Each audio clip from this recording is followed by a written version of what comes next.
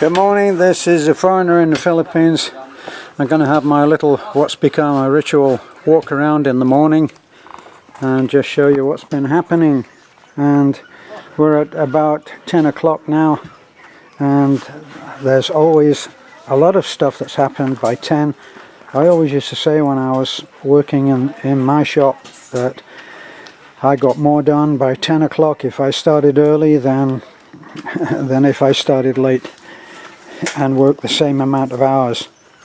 So we're looking at Beanie. He's our well, very capable of doing lots of different jobs. He does electrics, carpentry, does lovely work on tiling, as you can see. He actually did the actual inside of the guest house there. Guest house. He did the guest house as well, and he did our new building. So, as you will have guessed, we're in a real state of flux here because, wow, just saw that. I hadn't seen that they'd done those windows. That's terrific. That's the guest house, and this is our pool. Good morning, Nanay. Morning, Terence. You're taking a little time out. No machine gunning this morning. That's our machine gun, Nana, and this is part of where she's living right now. As you can see, you can always tell whether something is occupied in this country. There's laundry. And here's our tiger.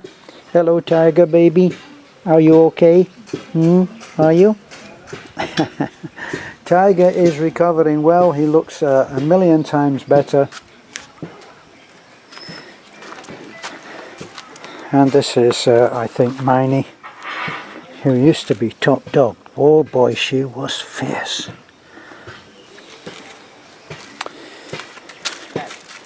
How are you, Snow? No more fighting. Snow is absolute enemies with Basha, and Basha is coming off the worst. Now this is where we are, still in the same spot here, because we've got Paddy, who this is Paddy's little project here. He's done the roof with Julio, and this is waiting now until he can be released from his work on the roof there. That's Paddy in the yellow shirt. And I'll just go inside now because I wanted to show the inside. Hi, honey. So we're really looking forward to getting all of this stuff that's in the boxes and out of the boxes, and getting some living space. Look at it, you have to turn sideways to go out the door. And somebody asked, why do you lock the doors? Well, why do you ever lock doors? You lock doors because of security. And even though we live high in the mountains, we have passers-by and people coming and going, so it makes sense to lock doors. Also, we have lots of children, and whether it will be deemed negative or not, kids are curious, and they will come and they'll take over a place, and they'll come in and they'll make a play area of everything. So we lock doors. See, we've just tied them over now because we haven't got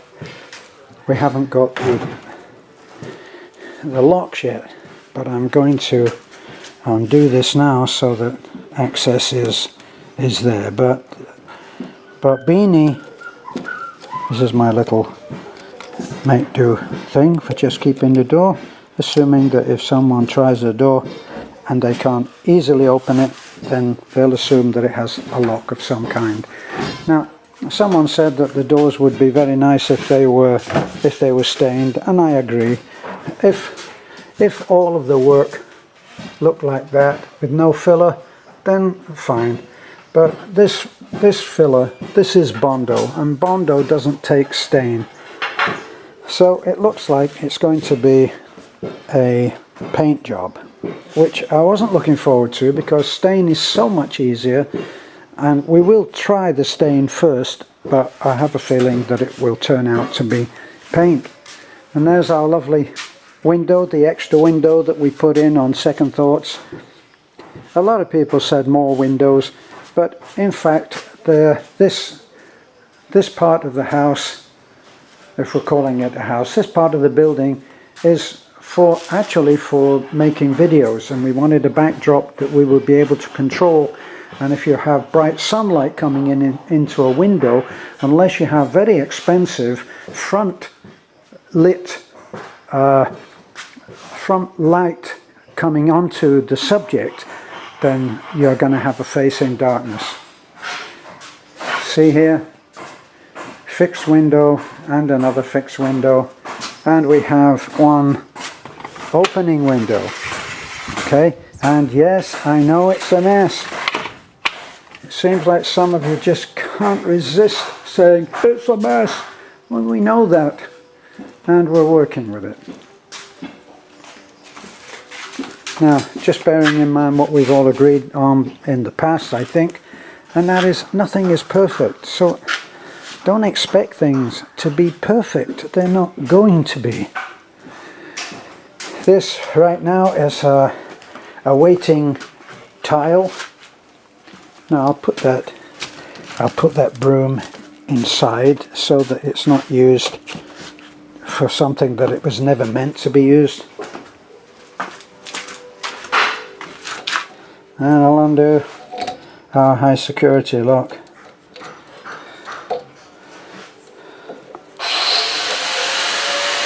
Easier said than done.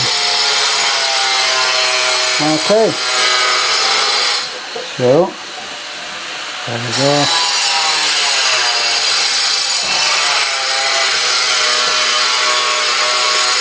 So the nails are in where we know the door handle will go. So, well, that'll have to be pushed from the outside. And as I said, this is going to be tiled. Plus the steps will also be tiled as well. This is the bathroom. Going to have a stud wall, but we're going to tile there first. Much easier to style while it's open rather than when it's in an enclosed space. The window guy is supposed to come back today to put the windows in there. Let's hope that he remembers.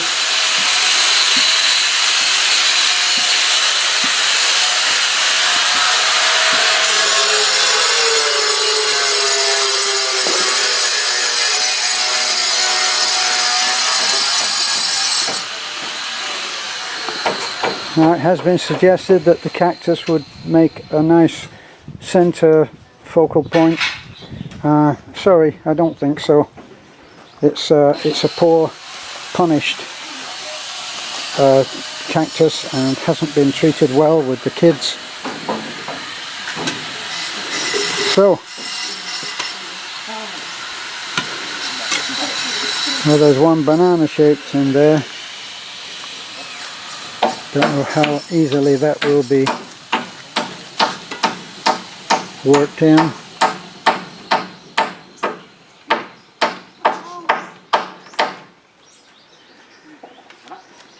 Now this is how Filipinos make a roof.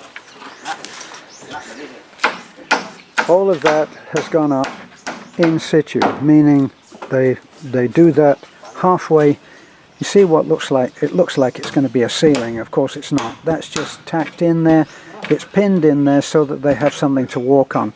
And you'll notice there's only one homemade ladder, and that goes up to that first little ring of timber. And then from there they climb up, wearing, of course, their steel-toed safety boots straight from America. Yeah, I don't think so. And they put those on. Now, in answer to lots of the very well-intentioned and often very well-informed suggestions of how things should be done, with respect, usually the suggestions come too late. In other words, we're showing how something has been done, and then someone says, this is how that should have been done. Well, you're too late. Okay, so you could also say, someone said, I hear power tools, so that's an improvement. This is day 4 of this project, and if you look at this, day 4, all without power tools, no power tools on the site. You see that man there? He's cutting off a piece of timber and he's using a handsaw. Now, they're doing that, and they've done all of this, including the demolition of an entire house. I wonder how fast British or American workers could do this. No power tools, absolute basic tools: saw, hammer, chisel. They've got bolos, and look at that medieval axe that I think that's Timeo is carrying. It's an axe head, yes, that was made by modern technology, but the handle was made Fred Flintstone style. Now you can see Rado is in the blue shirt, and he's coating everything with selignum, which is for prevention of termites. So somebody else actually said, and I think I deleted this guy. He said, when are you going to wake up and realize that it's better to use concrete and rebar posts? Well, my answer, if I bothered, would have been, when are you going to wake up to realize that money is involved? And this is not, we don't just get a checkbook out, sign all the checks, and take it down to the hardware store and say, send up whatever you have. We're working to a budget. So, is everything perfect? No, it's not. But you know something? When I arrived in the US in 1992, I arrived there just in time to take part in a pretty awesome over 7, I think it was 7.3 earthquake. And all of those beautiful, highly coded freeways right around the Sylmar area collapsed. 1992. With all the technology, with all of the codes, with all of that, the freeways collapsed. Entire stretches of the freeway just fell down. So, you know, the Filipinos have been doing this for a long time, and they will continue to do it for a long time. And for those of you who do have construction knowledge and want to help, at best, when you tell us something that should be done, and you're quoting from your codes from America or Germany and all of that, just remember that at best it's second guessing. Because these guys, I could go up there and say, well, I don't think that's not the best joint. In fact, I'd intended to go up and ask them to slightly redesign the way that they put their diagonals. I thought better. This is what these guys have done in 3.5 days. That to me is worth a great deal of respect. Now, one thing that someone said, well, I would have thought, in other words, they were right and we were wrong. I would have thought you would have extended that it's a work in progress. You can't come on here and say, well, it should be done this way and that way, and the damn job is not even halfway through. You know, have a little patience and respect the way that these guys are working. Basic tools. 3 or 4 basic tools. I built that house myself. Someone made a comment, well, it's the first time I've ever seen Terence doing anything. I built this entire house single-handed with $100 worth of tools, which is probably more than most Filipinos will ever have in tools.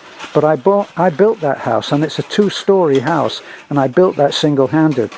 I had help coming in and doing the storage towers and all of that, and of course later, since in the last year or so, I think we've had windows fitted. For a long time we suffered with no windows. We just had aluminum put over the windows and riveted in. So we appreciate all of the suggestions, but think about the fact that it is a work in progress. And look at the man down there. That's Julio down there in the funky hat, and he's putting in he's digging for the footings which are going to go in. And if you look, he's almost at mid calf, so it's going to go down about 15-16 inches. Then they're going to put down a pad of concrete, and then they're going to lay the block on top of that. Now, is that the way they do it in England? No, it's not. In England you have to have two, I believe it was 2 feet down, not 2 feet, it was at least a meter to 2 to 4 feet. And then you had to have a certain amount of hardcore, and then a certain amount of concrete, and so on. But in England they don't use rebar, because there's no need to use rebar, because they don't get the high winds that they have here. So it's different, and it's different in the US.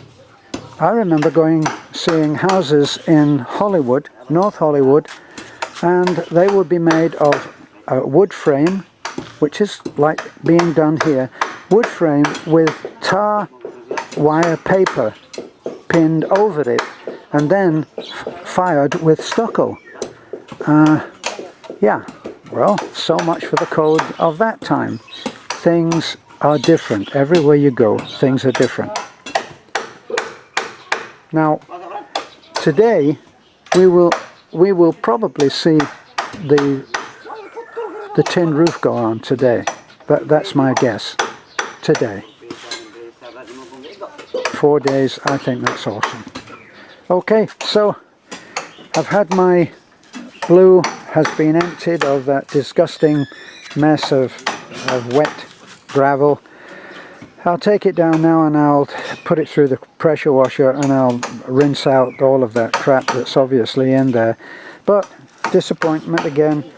The drive shaft that we put in a little while ago, not very long ago, now the inside bearing has started to click and make a noise. Taking it in, I've had it dismantled and looked at, and apparently the inside bearing needs to be replaced. That's not this side. Let me see. Yes, it's the other side. So I'm going to have to go in, and we're going to have that dismantled today. Hopefully I'll be able to take that inside bearing up to Ubai, which is only an hour or so drive, instead of going to Tagbilaran. Now in Tagbilaran I know that they probably will be able to get, oh God, look at that. They will be able to get that part, but they'll probably have to send to Manila for it, and so that's going to be a trip up there, a bus ride back, oh joy, and then the same in reverse to go back and get that part. So not looking forward to that, and hoping that today will prove that they have that part in Ubai. A problem with the Bongo that we are discovering now is that parts are not, the parts are not so easily accessible. So we've had a lot of time off the road, not off-road. We've had a lot of time off the road with this vehicle, which we paid a great deal of money for. So there we are on that. We decided that we would go ahead. our stated plan at one point was that if we could make 250,000 subscribers, then we would go out and buy a brand new vehicle, which would be over 1,000,000 pesos. I look at that and I look at the changes that we've got going on here, and I'm thinking, wouldn't I rather spend any money that I have on making changes here? And by the way, it's not money that I have, because that makes it seem like it's my money. Beth is in many ways the driving force behind what happens here. She handles the money, she budgets the work that's done. I have my dreams, I have my thoughts about how I want this place to look, and she is instrumental in getting the thing done. She saves and saves.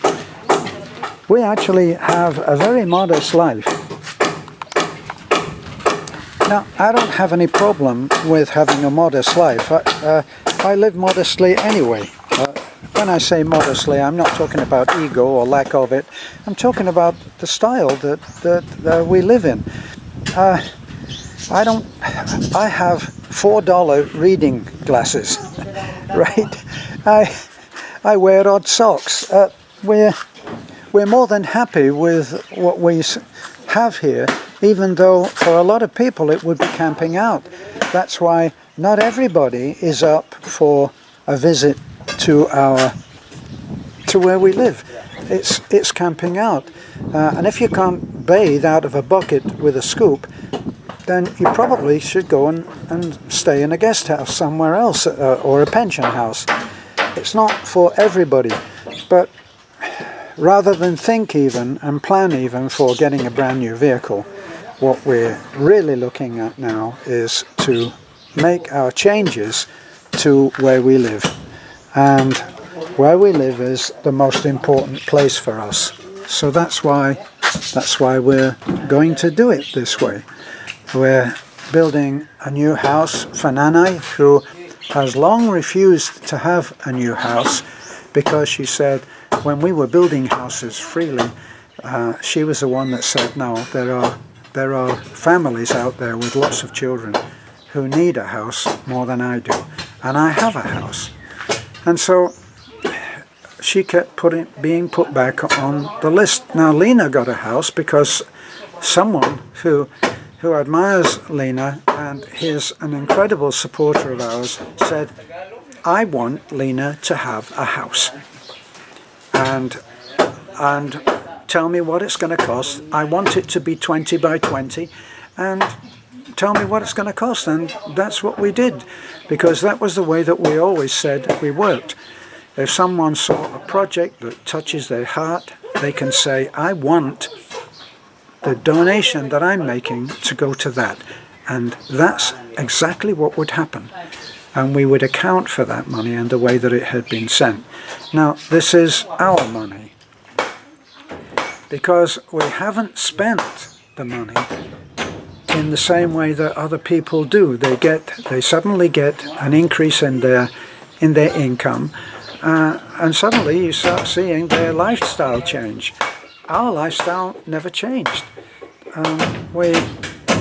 Even our guest house that's up there, that was really originally designed as a workshop so that I could earn money by going back to my trade from America, where I was a furniture designer and builder. I designed it and built it to commission.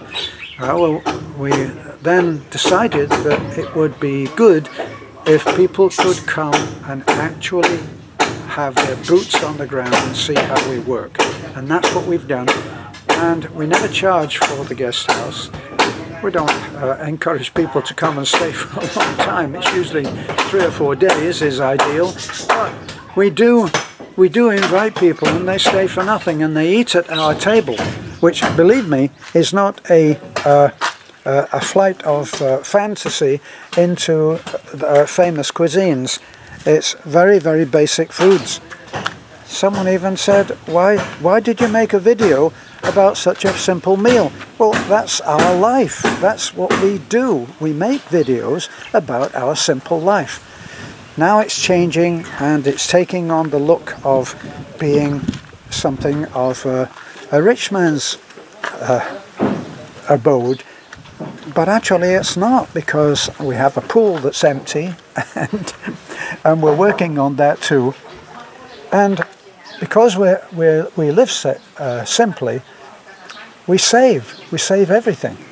And when we save everything, then we can have what we want.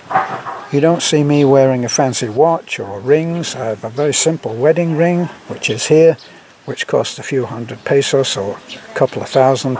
Very, very simple. You don't see Beth with expensive jewelry. You certainly don't see either of us in expensive clothes. And anyway, they are donated to us by our friends. So that's our plan, is to go ahead and work on where we live so that everybody benefits. Now, that's a big investment. Some time ago, Beth and I sat down and we were being offered different investments. Land. We could have bought a piece of land, and we thought about that too. And in the end, we came up with a simple principle. We said, whatever we put money into, it has to benefit more than just us. And that's what we've done. When our swimming pool is ready, it will be open to kids in the neighborhood to come, by arrangement at least, so that we don't have too many, and they'll be able to come and swim. It won't just be for us. All of what we're doing for Nanai's house now, we could have built a much simpler house for Nanai, and to her satisfaction.